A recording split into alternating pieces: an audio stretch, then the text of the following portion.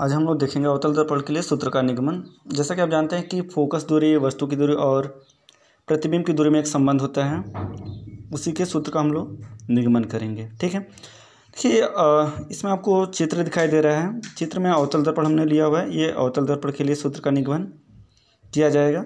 ठीक है, अवतल दर्पण है और यहाँ पर कोई ए बी वस्तु रखी गई है। अवतल दर्पण के सामने यू दूरी पर कोई वस्तु रखी गई है, जिससे होकर के प्रकाश किरण अवतल दर्पण के बिंदु यम पर टकराती है और टकरा करके फोकस होकर के जाती है। जैसा कि आप जानते हैं कि मुख्य अक्ष के समांतर कोई भी प्रकाश किरण जाती है तो दर्पण से टकराने के पश्चात सदैव फोकस होकर के जाती है। ठीक है, ठीक इस प्रकार ये फोकस होकर के जाती है। और दूसरी बात आप ये भी जानते हैं कि जब कोई भी प्रकाश किरण वक्रता केंद्र से पास करती है तो दर्पण से जब टकराती है तो टकरा करके पुनः उसी मार्ग पर वापस लौट जाती है। ठीक है, ये देखिए यहाँ से प्रकाश किरण आ रही है वक्रता केंद्र से और यहाँ टकराई, फिर ये एरो दिखाई दे रहा है कि उसी मार्ग पर वापस लौट रहा है। ठीक, और जहाँ पर हम ये जानते हैं कि दोनों प्रकाश किरणें जहाँ पर एक कट करती हैं उसी जगह प्रतिबिंब बनता है। जैसे कि दिखाई दे रहा होगा आपको चित्र में ए डैश बी डैश, यही आपका इमेज है, प्रतिबिंब है।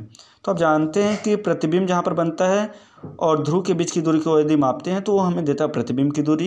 ये भी जहाँ पर वस्तु रखी जाती है और ध्रुव से उसकी दूरी मापें तो वो वस्तु की दूरी होती है। और जहाँ पर हमारा मुख्य फोकस होता है, जहाँ पर हमारा मुख्य फोकस होता है वहाँ से यदि ध्रुव के बीच की दूरी मापें तो होती है फोकस दूरी। इन्हीं तीनों में हमें संबंध प्राप्त करना है। ठीक, तो इस प्रकार चित्रानुसार जैसा कि आपको दिखाई दे रहा है त्रिभुज ABC तथा त्रिभुज A1B1C में यदि हम लोग देखें तो हम जानते हैं कि ये दोनों ही त्रिभुज समरूप त्रिभुज हैं। ठीक, ये दोनों ही त्रिभुज समरूप त्रिभुज हैं। तो इस प्रकार हम लोग यहाँ पर आसानी से बता सकते हैं कि कोण ABC, कोण देखिए कोण ABC बराबर किसके लिखा गया है, कोण A1B1C, यानी प्रत्येक कोण ये क्या है, समकोण है। ये भी 90 डिग्री एंगल बना रहा है और ये भी 90 डिग्री एंगल बना रहा है। ठीक है, इसी प्रकार त्रिभुज BCA बराबर और कोण BCA बराबर कोण B1CA1 बराबर लिखा जा सकता है। तो इस प्रकार यदि हम लोग समरूप त्रिभुज का नियम लगाते हैं, ये शीर्षाभिमुख कोण से होगा। अब यदि हम लोग यहाँ पर समरूप त्रिभुज का नियम लगाते हैं तो हम जानते हैं कि भुजाओं के अनुपात आपस में बराबर होते हैं। तो देखिए इसकी AB भुजा लेते हैं, इसकी A1B1 भुजा लेते हैं। ठीक, इसकी AB भुजा और इसकी A1B1 भुजा और दोनों का रेशियो लेते हैं तो AB अपन A1B1 हो जाएगा। ठीक, इसी प्रकार इसका आधार लेते हैं तो आधार क्या है BC, तो यहाँ पर हम लोग BC लिखते हैं और इसका आधार क्या है A1C। ठीक, सॉरी यहाँ पर हमने फिगर में थोड़ा सा मिस्टेक किया हुआ है, ये B1 A1 की जगह रहेगा और A1 यहाँ पर रहेगा। ठीक है, तो इस प्रकार ये हो जाएगा BC अपन A1C होना चाहिए, समीकरण नंबर 1। अब यहाँ पर अगले त्रिभुज की यदि बात करें उसी में तो त्रिभुज MNF तथा त्रिभुज A1B1F में तो सेम वही कंडीशन लगाया जाएगा। यहाँ पर भी प्रत्येक कोण समकोण दिखाएंगे और शीर्षाभिमुख कोण दिखाएंगे। तो फिर पुनः समरूप त्रिभुज के यदि नियम हम लोग अप्लाई करें तो इसकी जो भुजा MN है और जो दूसरी त्रिभुज है A1B1C में तो उसकी भुजा A1B1, दोनों का रेशियो F1/B1 के बराबर होगी। अब जैसा कि इस फिगर में आपको दिखाया गया था, ये जो देखिए यहाँ से लेकर के यहाँ तक ABMN ये क्या है, एक आयत है। तो आयत में हम जानते हैं कि आमने सामने की भुजाएं बराबर होती हैं।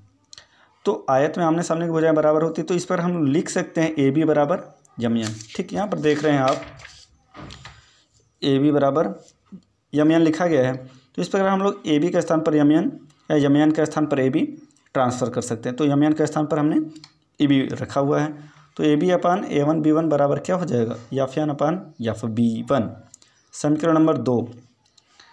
तो आप जानते हैं कि समीकरण 1 में जैसा कि इस साइड आपको दिखाया गया होगा AB/A1B1 बराबर BC/B1C है, समीकरण नंबर 1। तो ये वैल्यू उठा करके हम लोग समीकरण नंबर 2 में ये यहाँ पर रखेंगे। तो समीकरण तथा 2 से यदि हम लोग समीकरण 1 और 2 से देखेंगे तो यहाँ पर वैल्यू रख दी जाएगी, तो हो जाएगा BC अपन B1C बराबर FN अपन FB1। समीकरण नंबर 3, यदि दर्पण का द्वारक बहुत छोटा हो तो बिंदु N ध्रुव के निकट होगा। मतलब यदि बहुत दर्पण छोटा हो जाए तो ऐसे कंडीशन में जो बिंदु N दिखाई दे रहा था कुछ दूरी पे, अब वो कहाँ चला जाएगा, P के पास चला जाएगा जैसे जैसे छोटा करेंगे अब। तो इस पर हम लोग लिख लेते हैं FN के बराबर FP। अब समीकरण 3 से यदि देखें तो ये FN के स्थान पर FP लिखा जाएगा। तो इस प्रकार हो जाएगा BC अपन B1C बराबर FP अपन FB1। ठीक, अब यहाँ पर देखिए आप क्या लिख सकते हैं, BC को PB माइनस PC और B1C को क्या लिख सकते हैं, PC माइनस PB1। ठीक, FP ही रहेगा क्योंकि फोकस दूरी आप जानते हैं, वो पता है आपको। और यहाँ पर FB1 को क्या लिख सकते हैं, FB1 को लिख सकते हैं आप PB1 माइनस FP। अब इस प्रकार आप जानते हैं कि सभी जो वैल्यू हैं क्रमशः, जैसे BP की वैल्यू है -U के बराबर, चिन्ह सहित रखने पर वस्तु की दूरी होती है। PB1 जो है वो प्रतिबिंब की दूरी है, चिन्ह सहित रखेंगे तो माइनस में होगा। PF यानी FP ये फोकस दूरी है तो -F।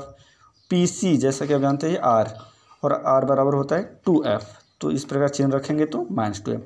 अब ये सभी मान यहाँ पर हम लोग समीकरण नंबर 4 में रख देते हैं और सॉल्व करते हैं।